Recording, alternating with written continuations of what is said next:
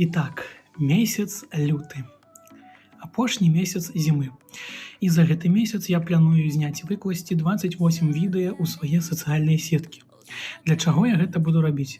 Каб зразумець, як працуюць алгарытмы сацыяльных сетак, каб раскачаць трошкі свае аккаунты ў YouTube Shorts, у Інстаграме і ў Тіктоку. І вось сёння 1 лютага, першае відэа. Хочацца трошкі пагаварыць пра назву люты у беларускай мове. У беларускай мове назвы месяцаў даволі добра адлюстроўваюць тое, што адбываецца ў гэты месяц.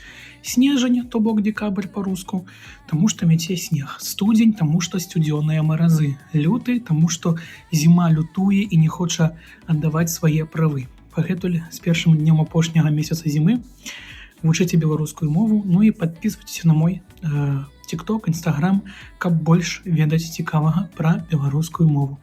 Да сустрэчаў у заўтрашнім відэа.